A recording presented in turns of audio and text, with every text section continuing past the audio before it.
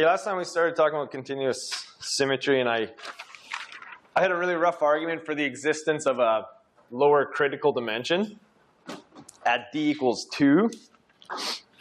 So what we're going to do now is put that on more firm footing by doing it properly in terms of a field theory in the continuum. So what I want to do is look at the divergence of the integrals in that continuum expression. Just like we did for the upper critical dimension, this is how we'll define the lower critical dimension for the continuous case.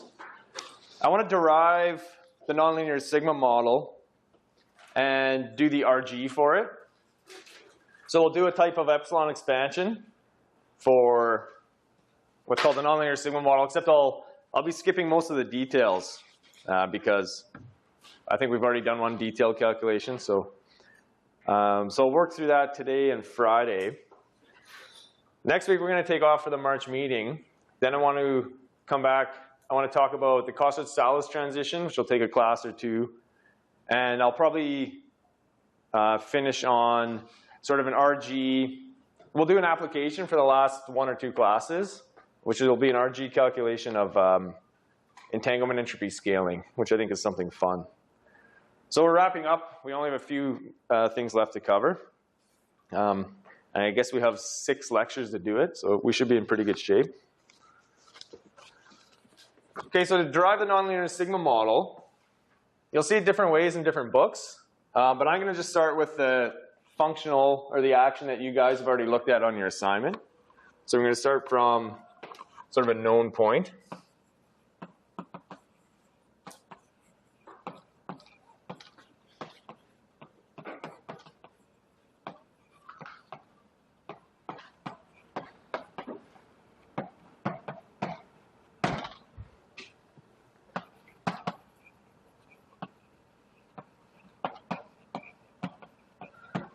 So the spins, or the degrees of freedom, are the object of continuous symmetry. They'll have n components. Okay, so if there were just one component, they'd be the scalar theory. 2 components we'll call the O2 model, 3, O3, or Heisenberg, and so on. So this is the ON theory. So the spins have components, and also remember, space has components. So when you write the action for these vectors, so that's your vector field with n components. Remember, there's a d-dimensional integral over space. And that's the d that you set, to 2 or 3, say, 1, 2, or 3. With an upper critical dimension. So I'm going to write this like component-wise.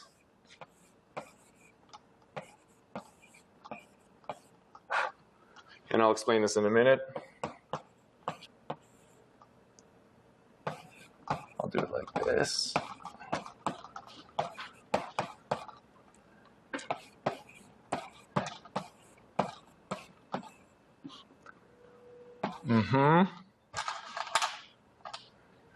Okay, so you've seen or you've argued or you've derived something like that before.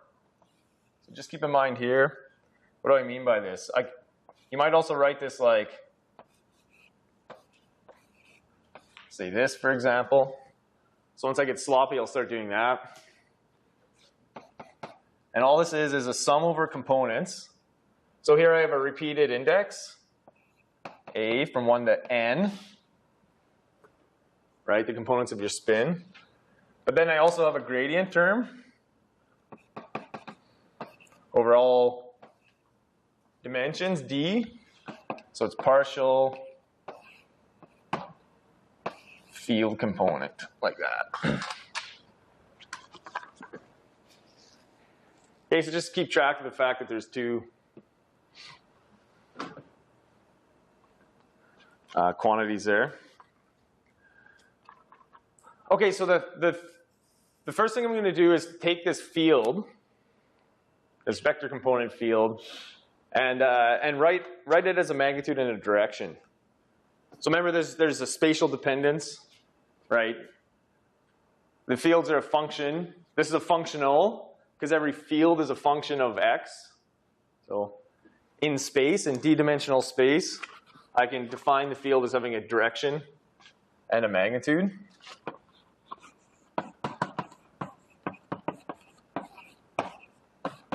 So I could call it that. And I'll call it magnitude and direction, n.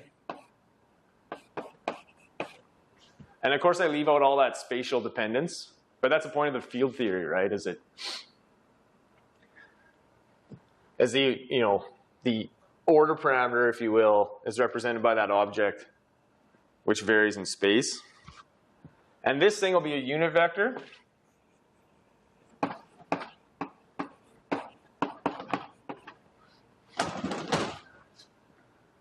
So it just specifies the direction of the field.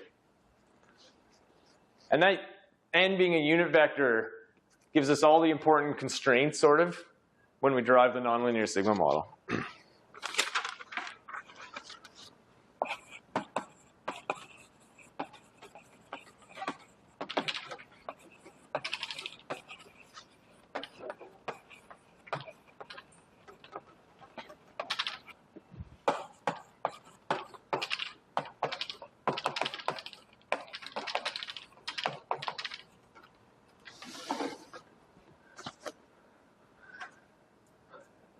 Okay, so let's rewrite the Landau theory, or the action, in terms of rho and n. Okay, so we just look at the important pieces. So for a single component,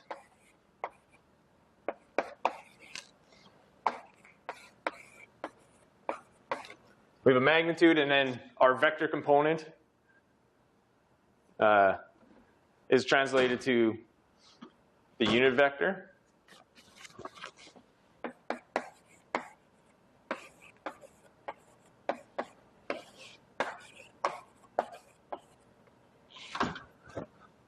So that's a term we have to calculate. And so the first term in the action is this thing squared.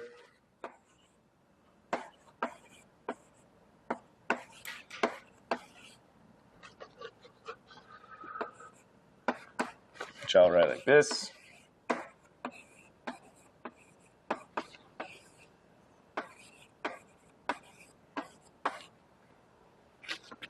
Right, squared.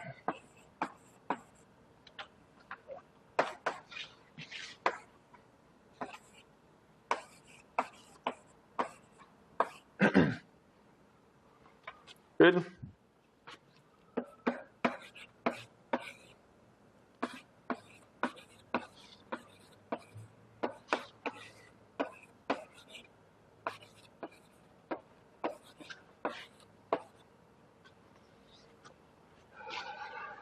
And let's see, 2 times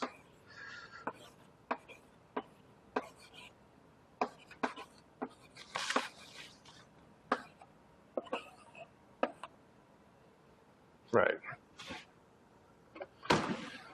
So I'm repeating indices.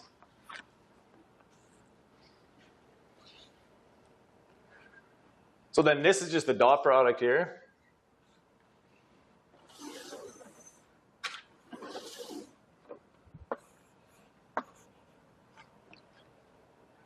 Okay, so the constraint on the length gives you unity for that. I have a term here that's the vector component and a gradient, which should be orthogonal, I think, so this should be 0. So I just have these 2 pieces.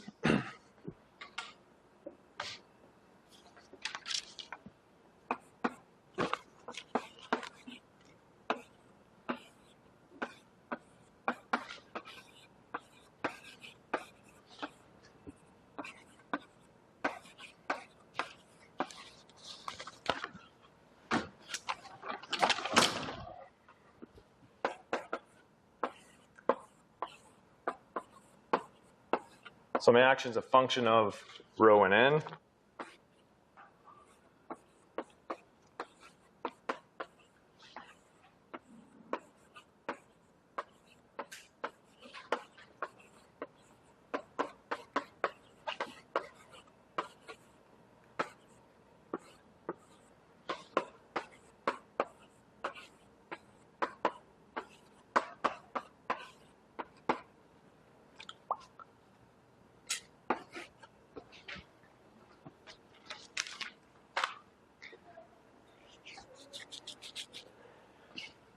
Okay, so the sort of, rho squared and rho 4 part look the same as in your scalar theory.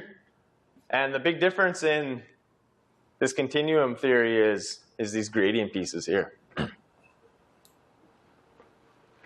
But when we spoke about mean field theory, or we did the saddle point approximation early on, fluctuations always raise the energy anyway. Right? So the mean field solution to this, or any action of this type, is when the field is uniform in space. So if it's uniform in space, then there's no gradient, and those first two terms drop out, and then our action is just the same as the 5-4 theory that we've already solved. So that's the mean field theory solution, which you guys argued for on an assignment.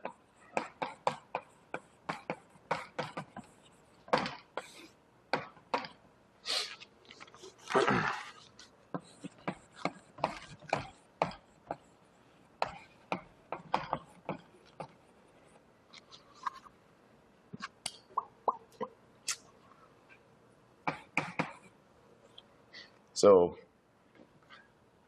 then S is like a free energy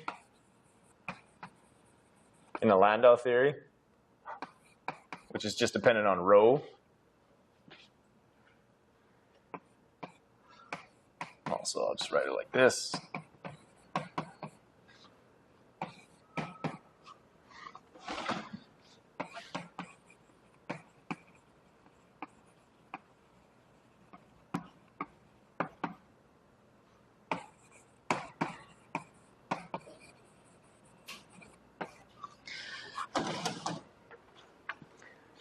And you know what this looks like. We can draw it for, say, the two-component case.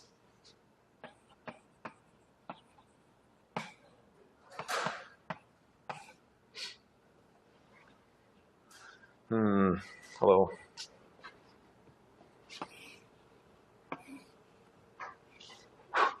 So you can imagine looking at the free energy or the functional for R positive, which will be like a parabola. Oops. That's spun around the x and y axes. I don't know.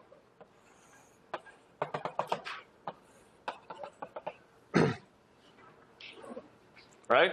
With a minimum at 0.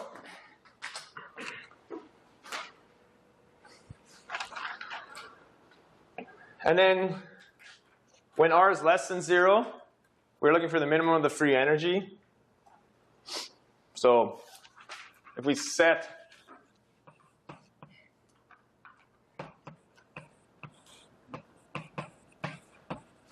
the derivative,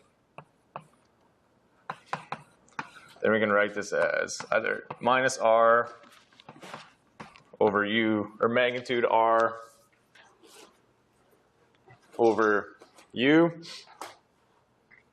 So that's the solution to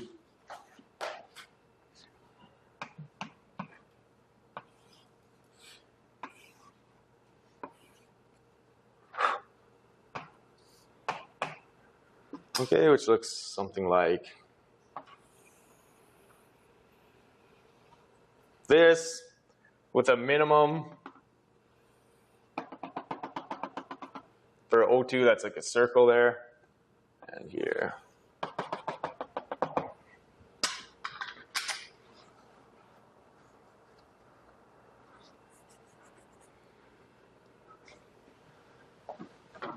Okay, so the point is that below the phase transition, even though the magnitude rho is fixed, basically the angle around that,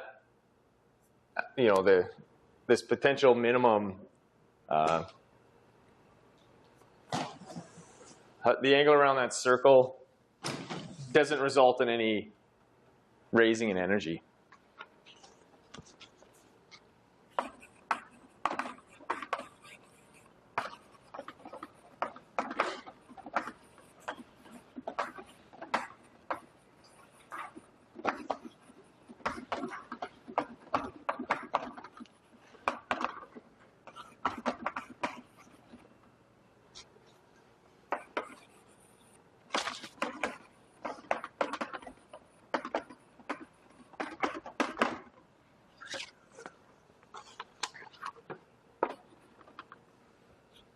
So unlike the Ising model, for any of these ON models, there's no energy barrier to global rotations of the field. Remember, everything's uniform in the mean field theory. So you picked an arbitrary direction somehow. But there's no energy cost to a global rotation of all those spins, as long as there's no gradient between them. And that's the same as going, from this position to this position in the direction of n, defined by n.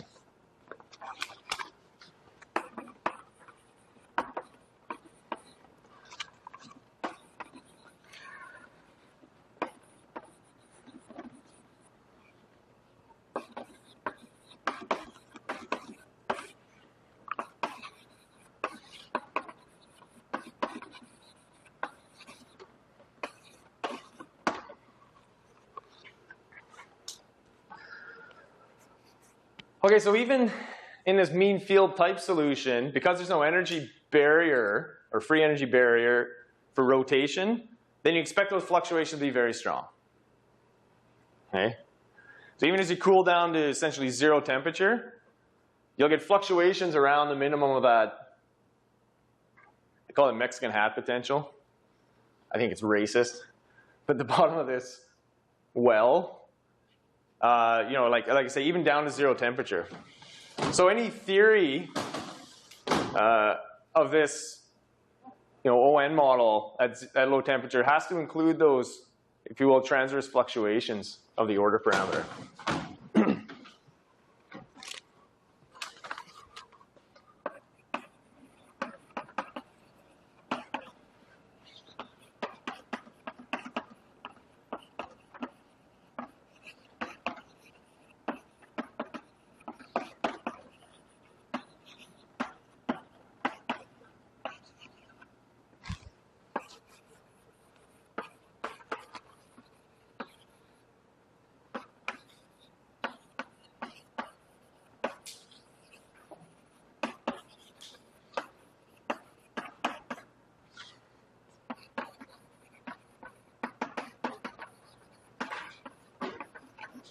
And far below the mean field transition, this rho is like your magnetization.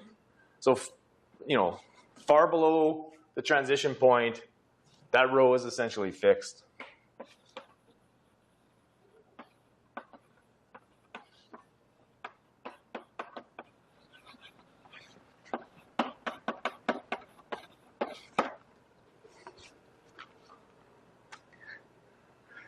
Okay, so let's consider fluctuations around this mean field solution. Okay, so we're going to begin with the order parameter that's essentially fixed in magnitude, like this, and we're going to consider how to include fluctuations, in this global direction n.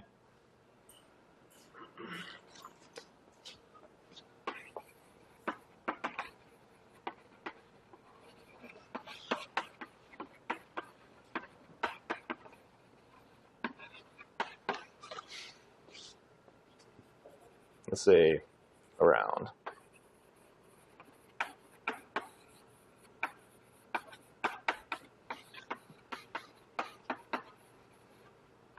Okay, so write the magnitude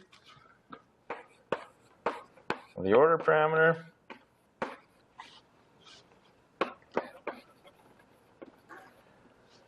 Choosing a direction for the, for the mean field solution that we're going to look at fluctuations around. And so we'll just define that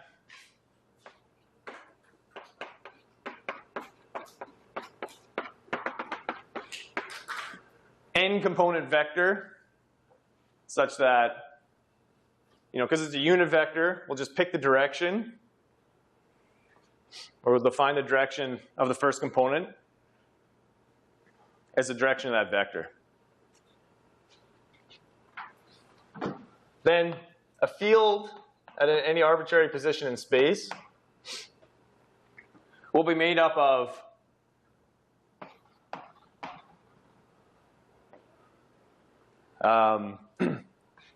the mean field,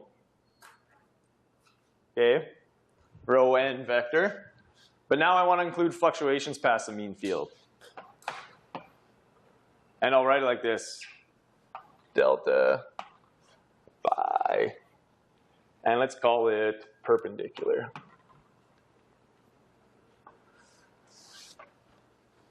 That should be a vector. So it's like the fluctuations in all these different directions that are 0. And this will be what I use to define fluctuations. It's the same as the mean field plus fluctuations for the scalar theory. I've just broken it into these two pieces. Defines fluctuations. Delta.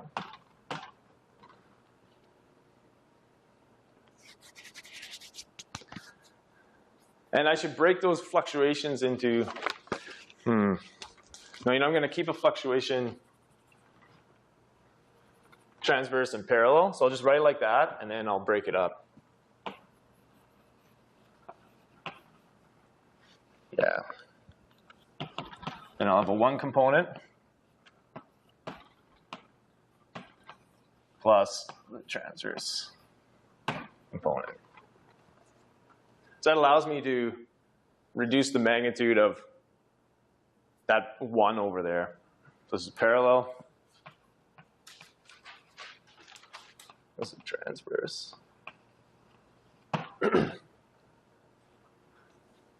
Yeah, good.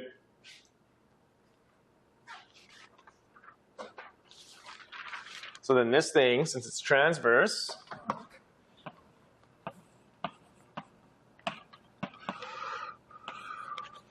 has a 1 component that's here. So it's not in this vector.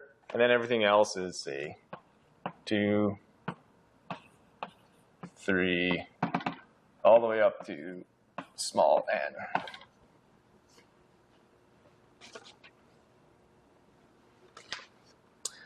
So later what I'm going to do is I'm going to redefine this notation a bit. I'm going to define my unit vector n as sigma and pi's. So later I'll have sigma, pi 1, pi 2, pi n. So it's just a little bit of a parameterization difference. So when you define the nonlinear sigma model, this is how this unit vector is parameterized. So there's a relationship between these, but let's just talk in terms of mean field plus fluctuations, since that's how we framed things originally for the scalar theory. Okay, so we take this, same thing we did, I don't know, months ago, and we plug that into the action. Okay, and we expand out terms. So let me start doing that.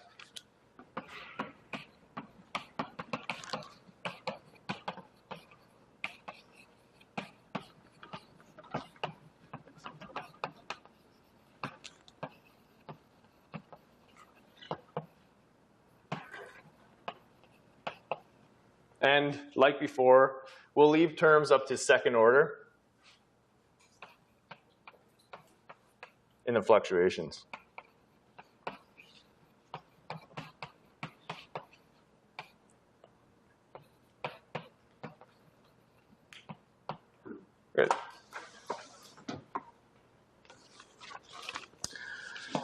Okay, so I need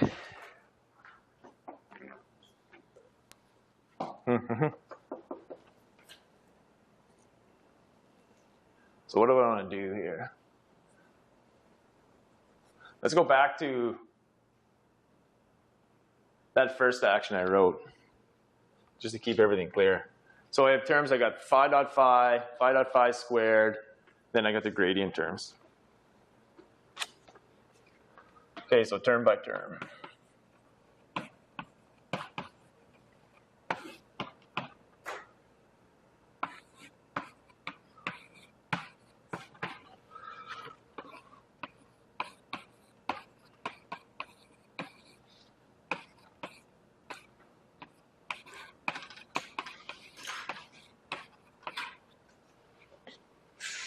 Good, so I'll pull out the magnitude, rho squared out front. Then I just have n and the fluctuation squared.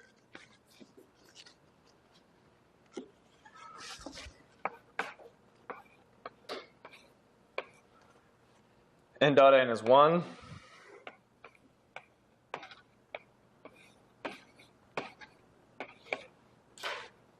Guess I need a dot product here.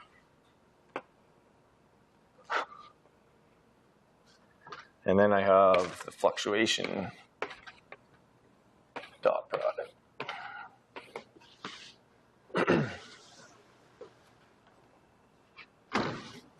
All right.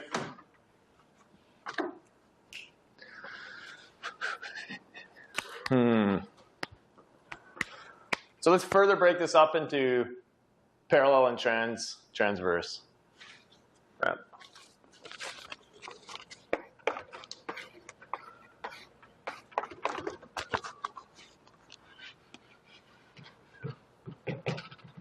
All right, so then I'll have 2 parallel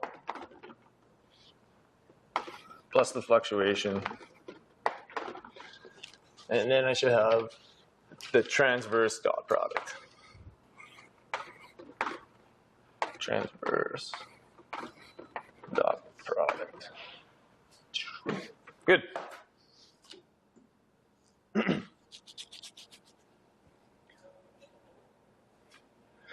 Okay, we'll leave it at that. Then we need phi dot phi squared. Okay, so that's like the phi, that's like the equivalent of the phi 4 term up here, with coefficient u over 4.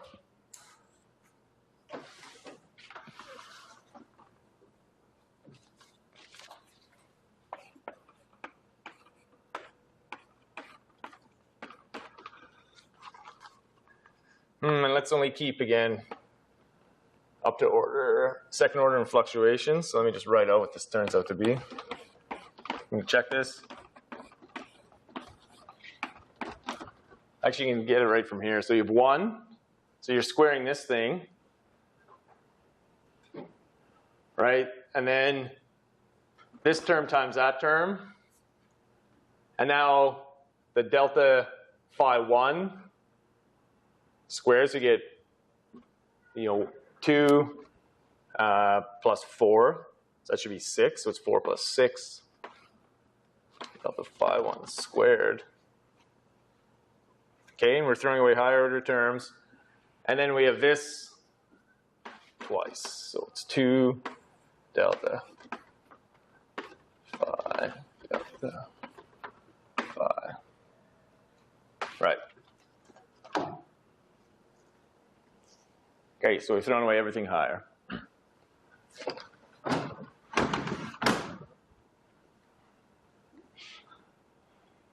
Okay, so that's r by 2, u by 4. And now let's do the gradient terms from this 1/2 gradient terms right up there. And I'll write them with this repeated index notation.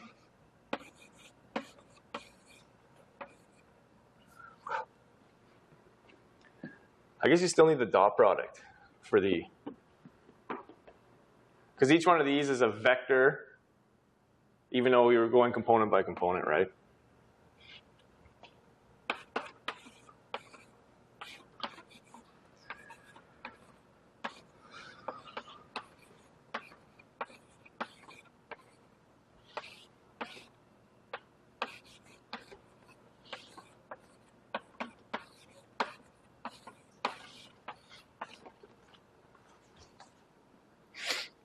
Mm-hmm.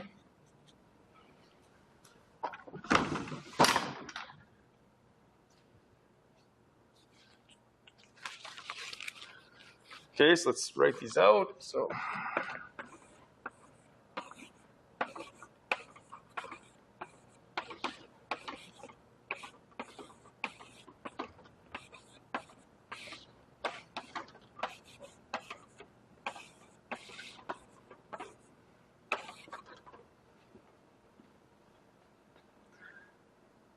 okay, so that's parallel and transverse.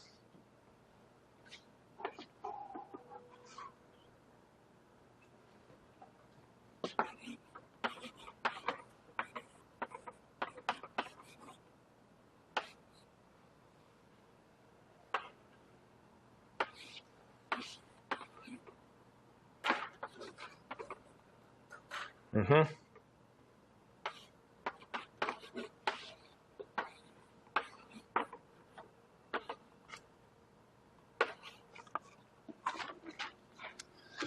Okay.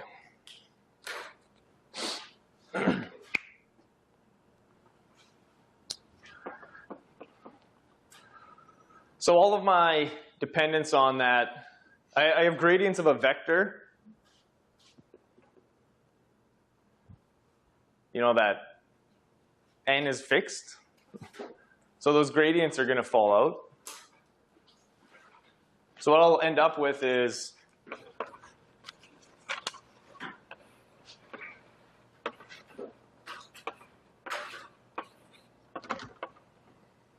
so that's, you know, in this approximation, those gradients fall out, but in the nonlinear sigma model, when the next step where I'm going to refine this a little bit more, then you're going to have to keep those gradients.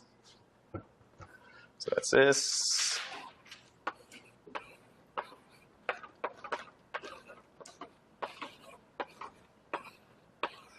And perpendicular.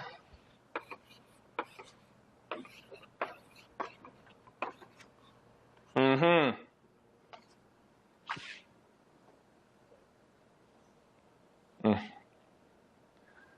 Good.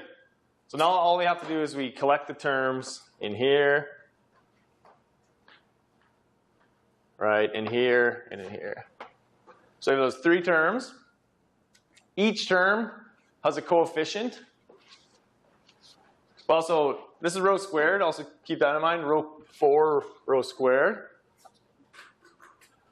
We have coefficients, r over u. But we can also substitute in the mean field solution for rho, which relates r over u. So with those ingredients, we can simplify this action.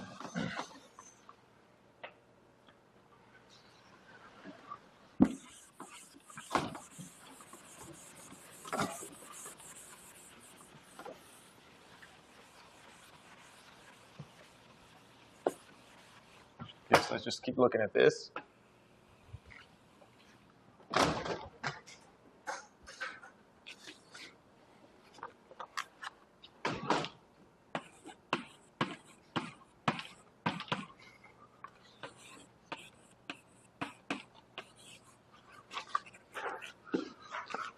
Okay, so we got 1/2 in front of here, so it's rho squared by 2.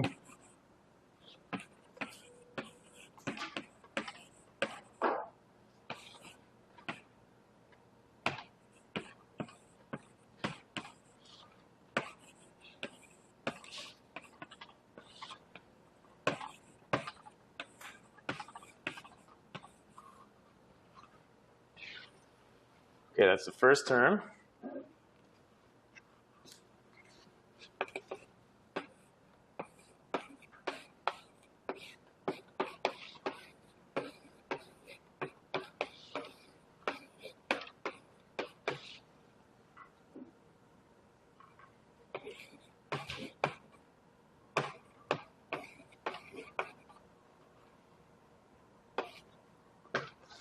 That's the coupling in front of the second term.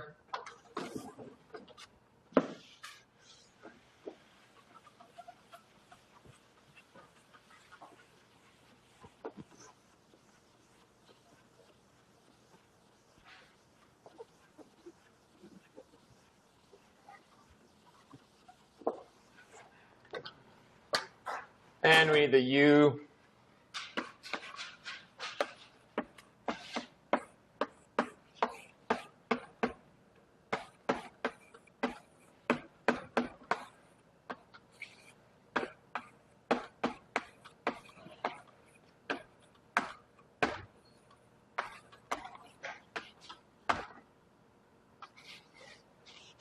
And this is all. So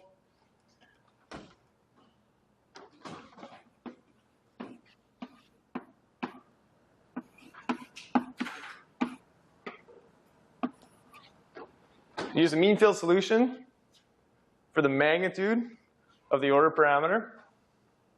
So we square that here. Power 4 there. So let's look at some of these terms.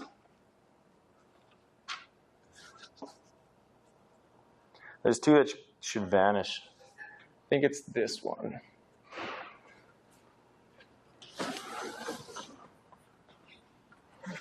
So let's look at this term, which occurs here and here.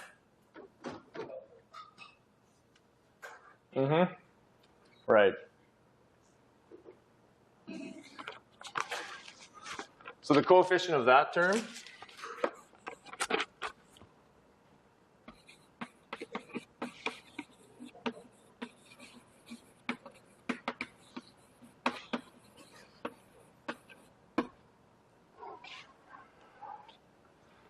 so let's see, it's R rho squared plus U rho 4. This is 2 and 4. So it's minus R squared over U. Right. Yeah, so that one cancels.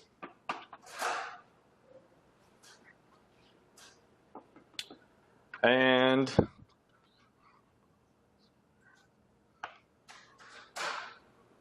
so should the other transverse piece. So I think it's this one here. 6, 4.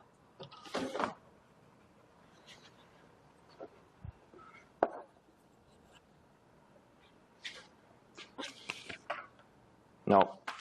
No, they got to be factors of 2. Oh, yeah. Oh, it's got to be this one then. So it's got to be this one. This is a factor of 2 different, right?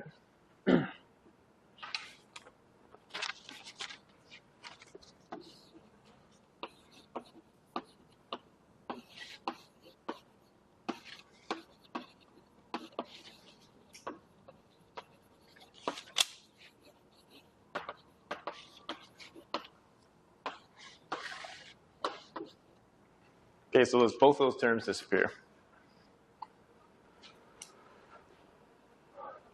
Okay, so we need the one I scrubbed out, delta phi 1. We just need the coefficient of that term.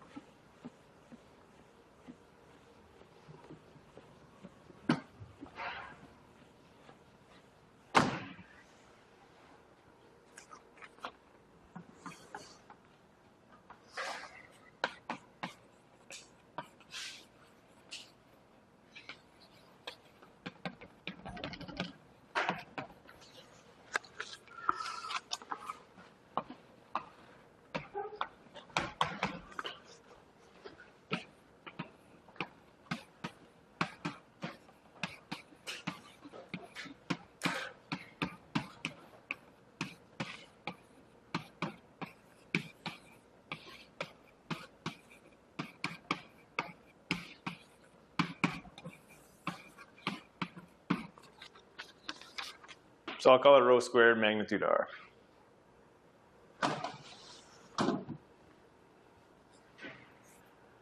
Okay, I've just plugged in the mean field solution for rho.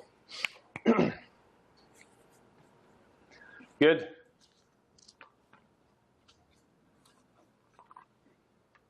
So now our action, which was an action for phi only seems to have the fluctuation left in it. Also, let's just write the fluctuation piece.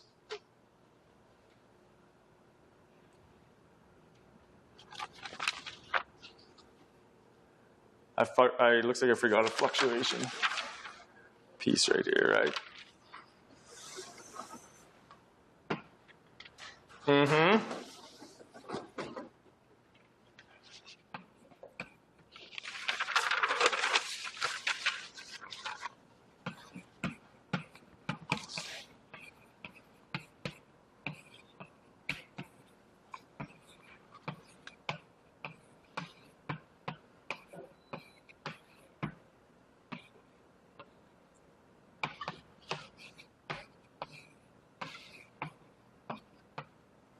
Delta fluctuation phi.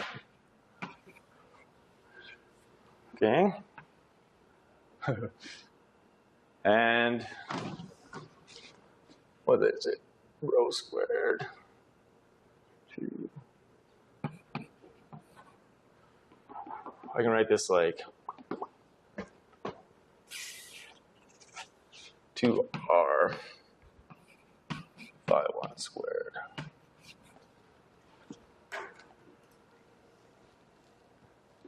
Good.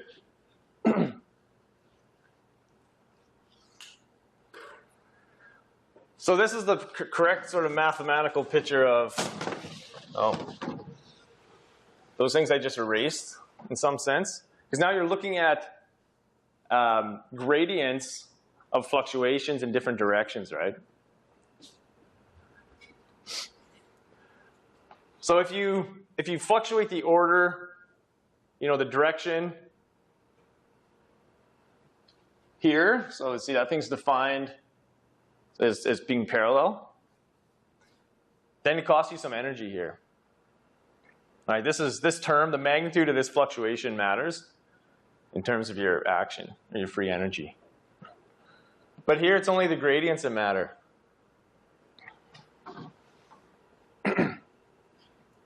So this is the term, this is like the fluctuation term that would appear in the scalar theory in some sense.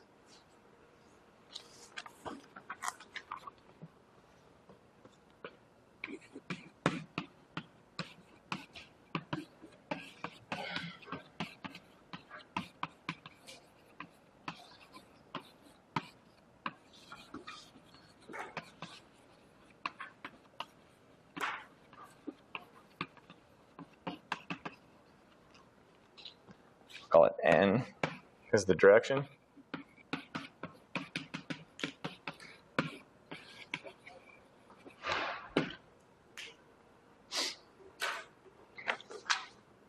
So remember, the fluctuations I'm talking about in those pictures are uniform, right? Because you have a dot product there. So it's uniform deviations of the direction.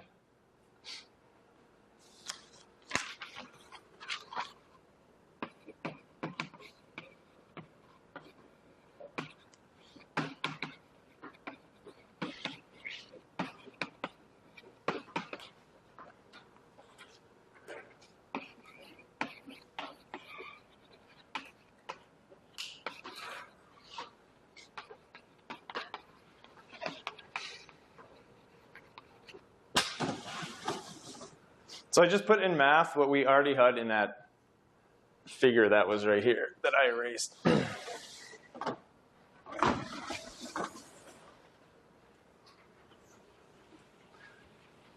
But we can use this expression to derive the lower critical dimension now.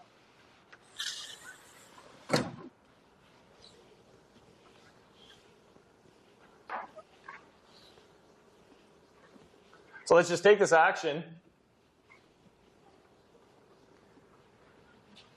and look at almost the same way we did for the upper critical dimension. Let's just look at it in Fourier space. So we'll transform the fields and look at the properties of the integrals as a function of dimension d.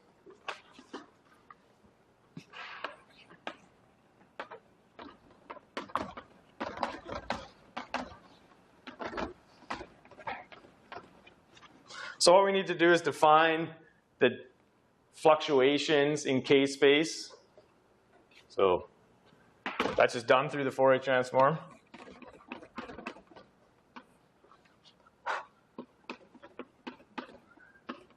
Let's do a discrete sum. So this defines delta phi 1 K.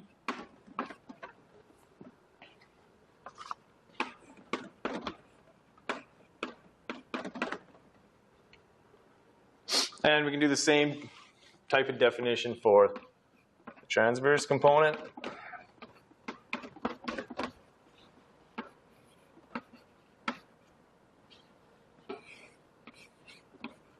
Do component by component. A, K.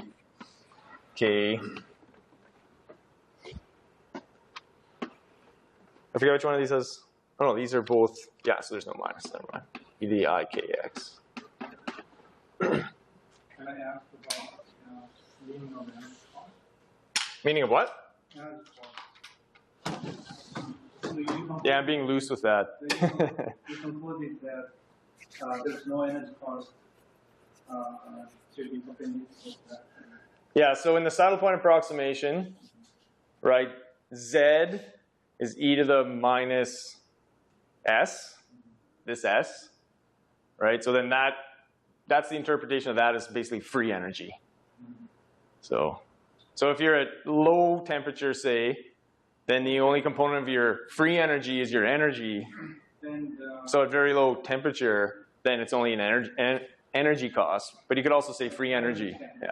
Then still, the gradient of the perpendicular component appears in the integrand, right? The gradient of the Perpendicular component. The perpendicular component. Yeah, so you have the dot product of the gradients, yeah. Then how can we, So that'll be some value, and you're rotating that thing uniformly. So it has to still be uniform. so that's nothing to do with the energy cost in the perpendicular direction? So that term doesn't change, I think. Is that right? If you uniformly rotate the definition. So it could be there. That term could be finite, but it just doesn't change with a global rotation. That's what I mean. When you say global rotation, do you mean an active or a passive transformation? I have no idea what that means. Okay, well, passive transformation would be a gauge transformation. You just change the way you look at it. An active one would be you're looking at the energy cost of physically rotating it. And I'm looking at that and thinking, well, if I'm doing that globally, isn't there going to be a locality issue which will force domain walls and then there'll be an energy cost? I'm going to say no. This is another example of mean field theory not caring about distance. I mean, the mean field solution is a uniform field in the thermodynamic limit. So it's a global rotation of that field uniformly. So domain walls mean it wouldn't be uniform. You know, there's no features at all in space. Global rotation, that's a non-local operation. No, it's not thermodynamic limit. I've got a lattice which is infinite, and I'm saying I'm rotating a field at once, and I'm actually doing that. I'm not just changing my coordinate system. Right, that's a non-local operation. Okay. I don't think it matters. Okay, so in Fourier space,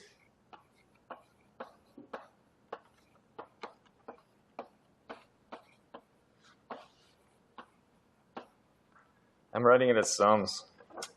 Okay, I'm not going to do, so remember, let's see, when we have a gradient, right, that's like a derivative. So it brings down from the exponential a k, because you're taking the derivative of that thing. So for every derivative term, we have a k squared.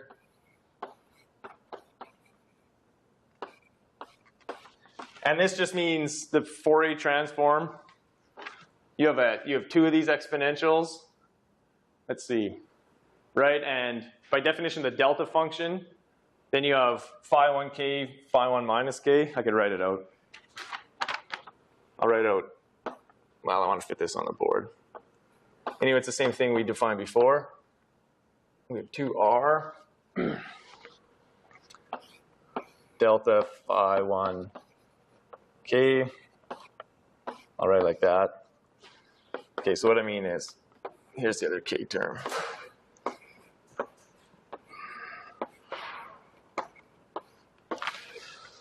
K squared. So this one will be minus K. That's all I mean by that. Okay, so I could have written this as delta phi A perp K magnitude, or whatever you call that, norm.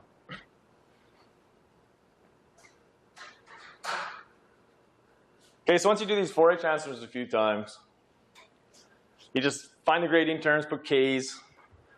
Don't forget your volume if you want to be precise.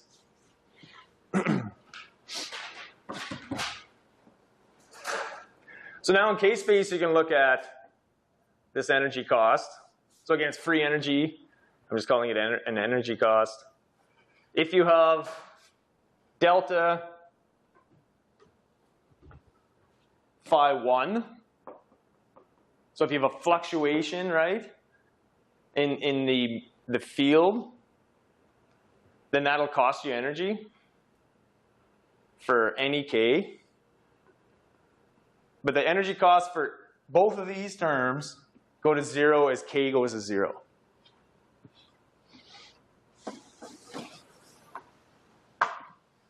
So that's another way to look at it. Then can I say, if having the perpendicular fluctuation doesn't make any energy cost, but if that variation is depending on position, then that can cause energy cost, right? Yeah, so this is a statement of K equals, this is what you see here. It has to be K equals 0 for these things to not cost energy. But yeah, that statement's correct. That's what we'll do. We'll start to work on that next. So I like this view in K space.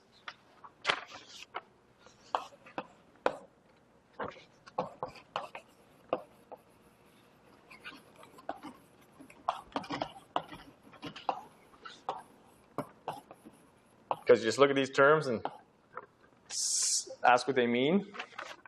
So if that thing's finite, so is always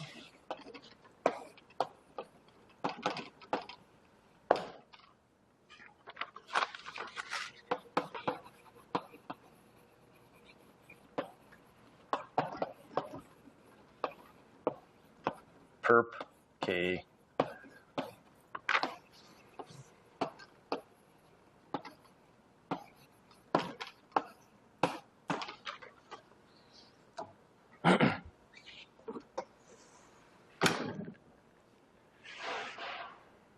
So in the long wavelength limit, so when K gets very small, so when the momentum gets very small, then the fluctuations are free.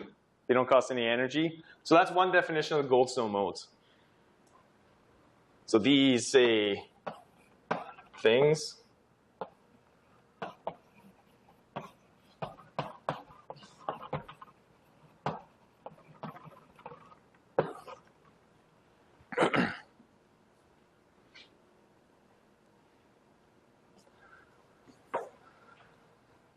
So it's like you're talking about if that position-dependent fluctuation.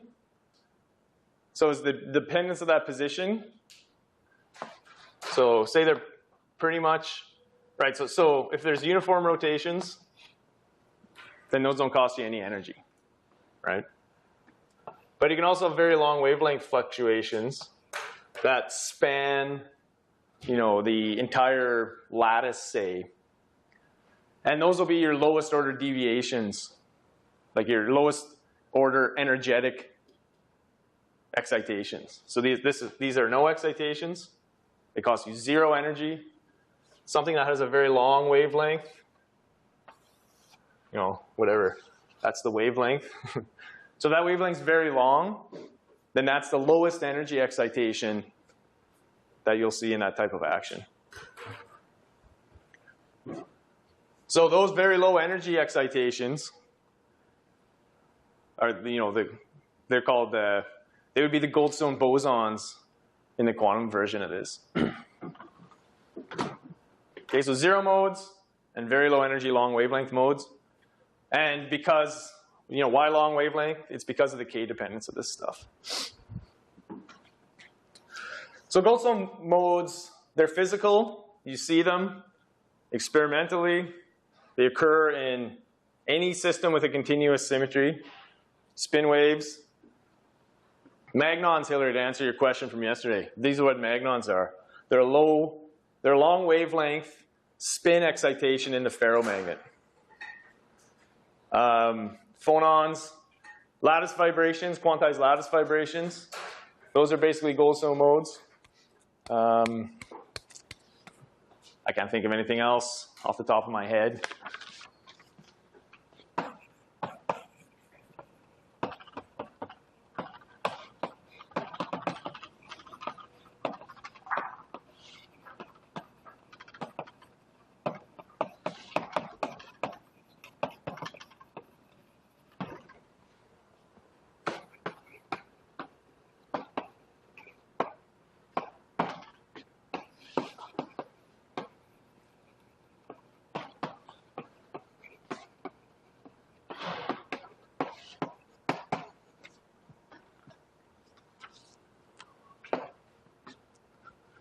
Quantized, what is it? Lattice vibration. So just say lattice vibration.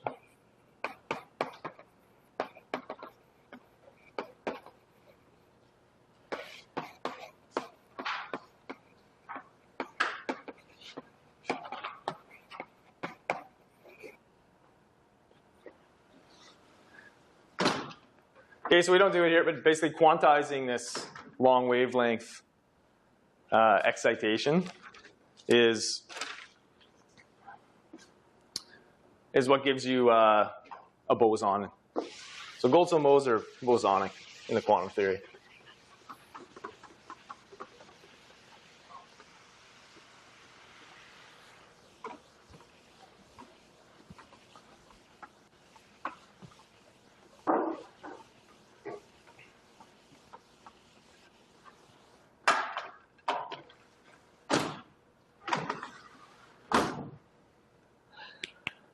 Let's just look, I want to look at the correlation function. So, Roger, I have a quick question. So, you're doing classical physics, right? Yep. And in a sense, we don't need the quantum physics for these to make sense, right? I mean, No.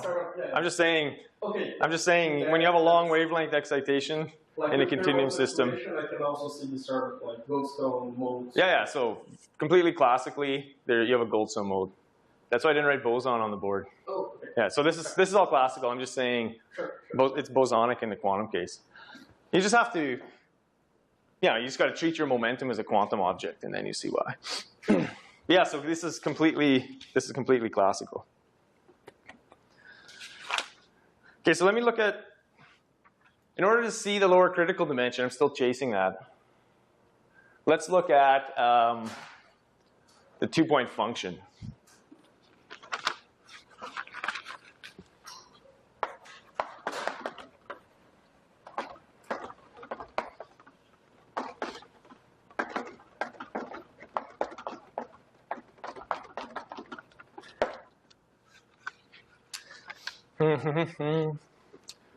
Right, so I want to look at the transverse and parallel modes. So let me call them G1 and G perp. Okay, so I have fields that can fluctuate. So I want to look at these as a function of distance between x and x1 and x2, x and x prime, say.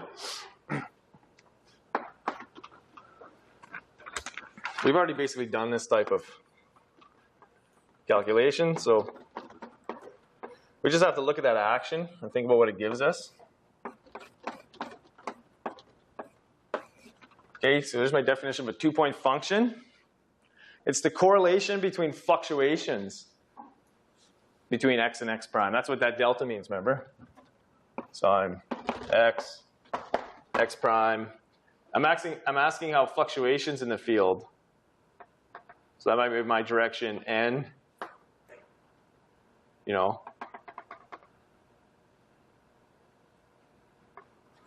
I have a fluctuation here, and my n's the same. And I have a fluctuation here.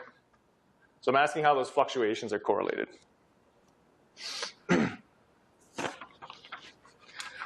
Okay, so that's in real space. Let me just Fourier transform this.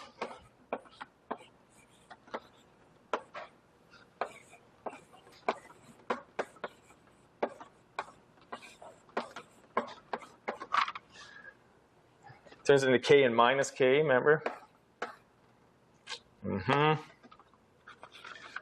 And e to the minus I. No, plus I.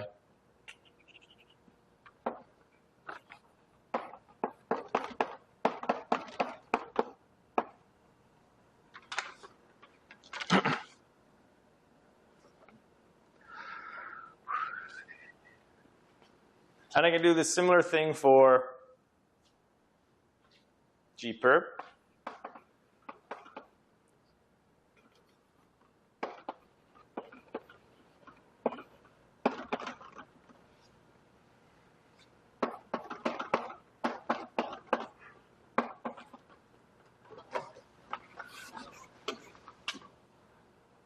Okay, so I need to take that Gaussian expectation value, where that expectation value is defined with respect to this action here. Okay, so we have the same type of, we got these two gradient terms. So that's my k squared term. But only in one case do I have a massive term. Does that make sense what I just said? So in only one case do I have this piece that has that r, which is again the parameter that changes sign to the phase transition. So you already can see what these correlation functions are going to look like just by looking at this. This, when r is finite, you know, just think of your Landau theory. This means you're either above or below the transition. And we're assuming we're below the transition, basically. In this term, for the perpendicular term for fluctuations, it's like there's no mass term, so it's like you're at a critical point. It's like your r, if there was an r perp, that r perp is 0. Okay, so we can just basically write down what these expectation values are.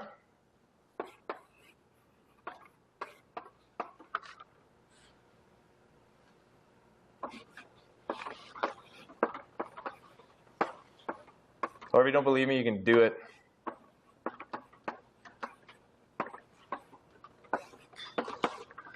Let me just keep track of mine. So I got a V.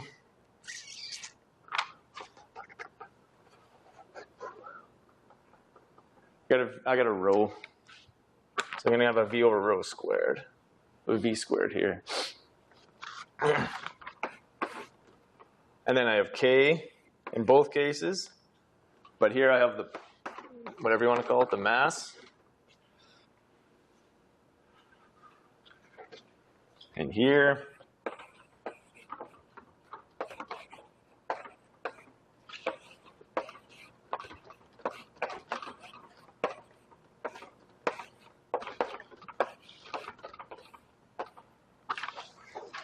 so again, after the Fourier transform, the big difference is this term is 0, so it's just 1 over k squared. So again, this one looks off critical. This one looks critical.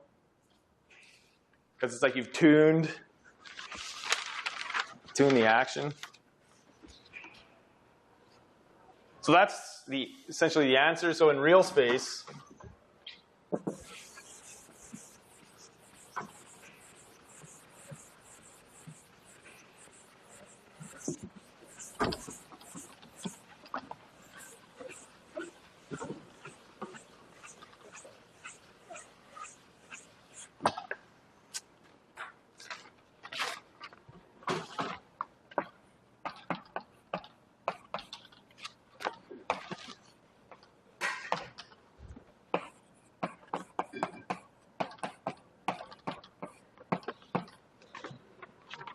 Okay, you solved these things before. So the dominant term here, because it's like you're away from criticality,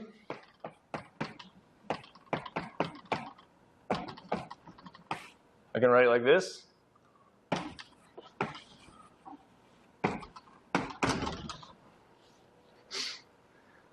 For my correlation length, it's 1 over 2r.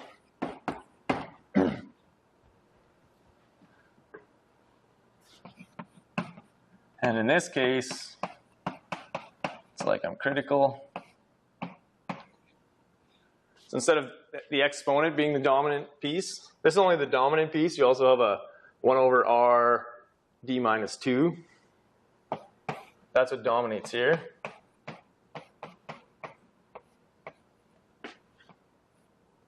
D minus 2. Let's forget about the anomalous dimension. So it's like the correlation length just to the Goldstone modes is infinite.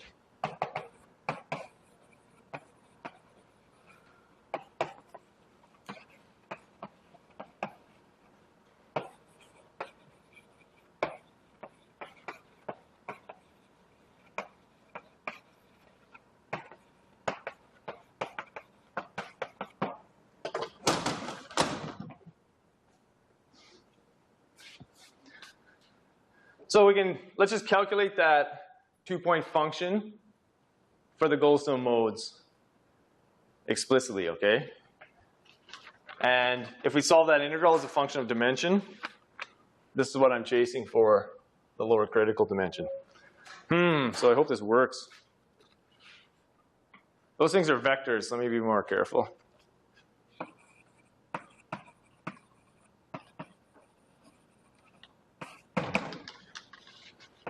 Mean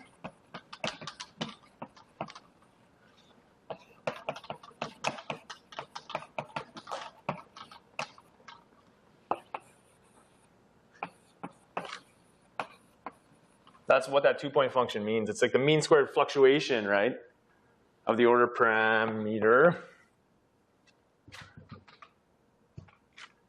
due to the Goldstone modes.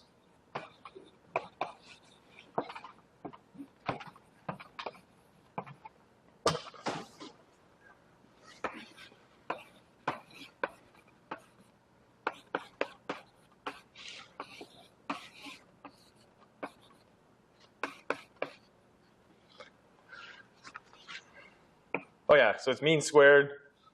Let me just set x equals to x prime. Yeah, that'll give me the mean squared error. So instead of the 2-point function, I just bring them together, calculating that component-wise. So it's like my x minus x prime is 0. And I got repeated indices, but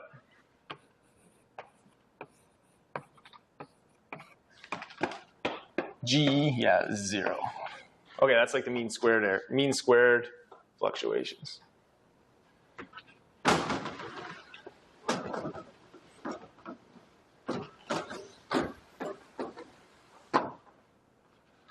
So this should be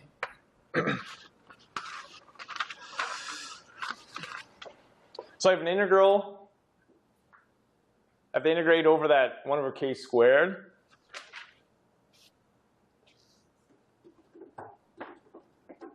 And that sum goes from like the second component of the vector to n. So it's like n minus 1. Yeah, so I should have something like this.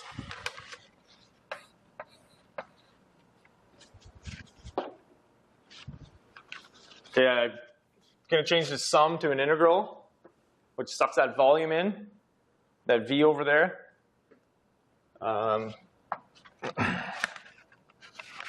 Okay, let me do that explicitly. If I do it in my head, I'll screw up. So I have a sum.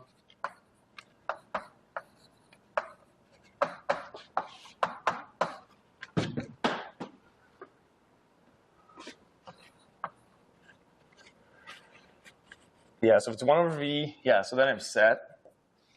I can define a cutoff. in K-space. I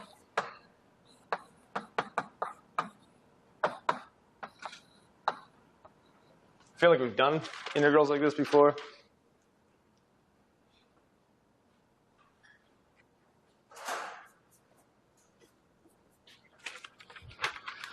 So let's pull out the surface area of the sphere, of the unit sphere in K-space. Call that SD.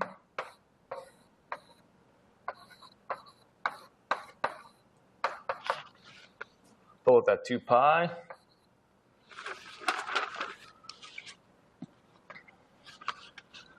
So let's see, now I have k to the d minus 1 dk over k squared.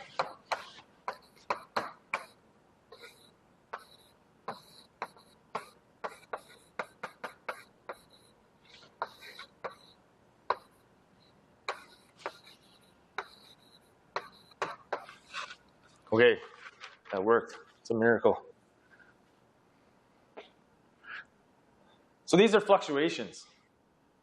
So we've calculated an integral that tells us the strength of fluctuations. So it's dimensional dependent, just like we had with the upper critical dimension, right? It's dimensional dependent. So when d is greater than 2, so when d is 3, 4, 5, 6, then that integral converges.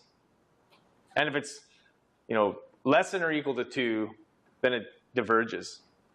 So that means the fluctuations are either finite, they're either convergent, because that integral is just some constant, or that integral blows up, and that means the fluctuations blow up, and they're constrained by the size of the ON vector anyway.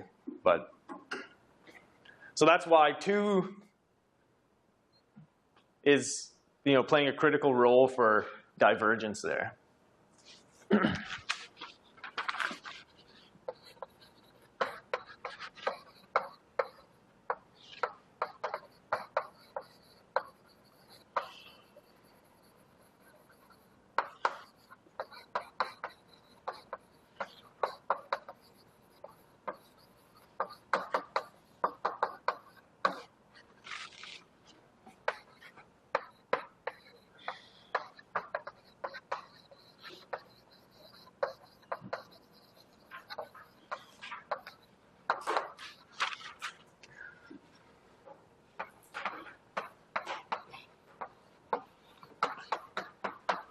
Fluctuations blow up, it means the fluctuations become more important than the actual order itself. So those fluctuations proliferate, then you can expect no long-range order.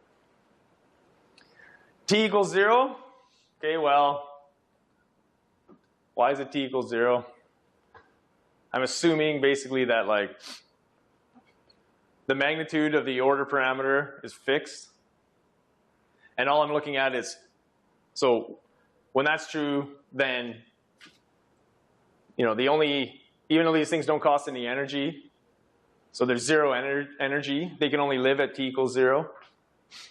Or they still live at t equals 0, let me put it that way. If you raise the temperature, then you also have to worry about longitudinal fluctuations, delta phi 1. So in that case, you would have to also be a little more careful, but this is another way of looking at the Mermin-Wagner theorem. Just considering what that integral means.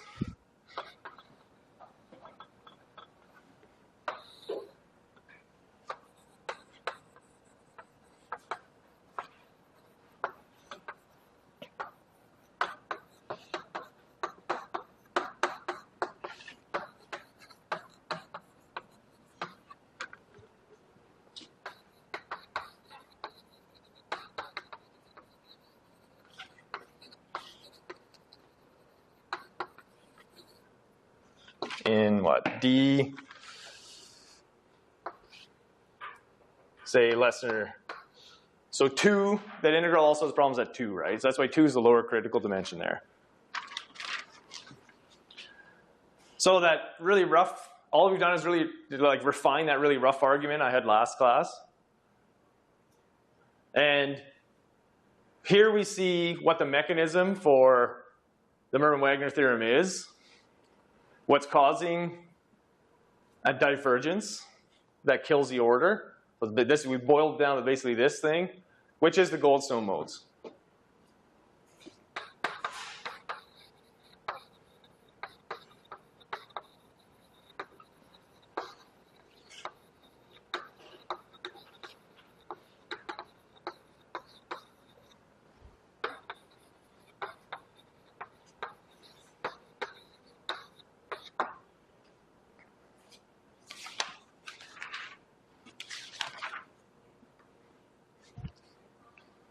Okay? Does that make sense? Questions? So if you look at the formula for G perpendicular x minus x prime, so the absolute x minus x prime to the power of b minus 2. So if it's 0, it's already divergent. So if is it consistent? Yeah, so if it's 1 over something to the 0, then that's not divergent. But if d is greater than 2, So d is greater than 2. yeah, still it's in the denominator. So Sure. denominator is 0. Sure. It So in will that drop. case, yeah, Is it yeah. consistent with this conclusion? Let's see, what does it mean? The correlation length.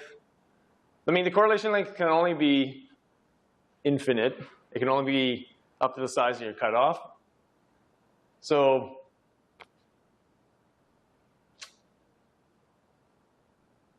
you know that x minus x prime can only be of the order L. So You obtain the mean square fluctuation by summing of the G perpendicular 0, right? yeah. So that sum doesn't matter. All it is it's setting this to 0. You're looking on site, right? Yeah. Yeah. So okay. Yeah. So in that case, I guess this one clearly shows you that 2. You know, if you plug 2 into there, you get 1 over k. So it's the same expression. You just integrated it. Other questions? So in principle, the parallel component and the perpendicular, they're not independent, right? Yeah, so that's what we're going to do next class. So this was sort of order 1, or maybe mean field theory is order 0, and this is order 1, treatment of fluctuations. So now what I want to do is be more careful and look. I'm going to look near the lower critical dimension and define that n vector. Remember, it's sigma pi pi pi pi pi. And so this is what defines a nonlinear sigma model. Is you're more careful with that constraint, basically, the constraint on that unit vector. So when you have fluctuations in the transverse direction, then they decrease the magnitude of your vector in the ordered direction. Okay, I was going to start today, but why? Let's start next class. So that's what we'll do. We'll drive the nonlinear sigma model, and I'll look at we'll do the momentum shell RG and derive the RG recursion relations for that. I don't know if I can do that all next class. We'll see what happens. And then next week, I'm going to the March meeting, so let's cancel class. And then after that, we have 2 weeks left. So all I want to do is finish up Causa's Salus and do that entanglement calculation. So Both classes are cancelled. yeah, I've canceled both. Cool.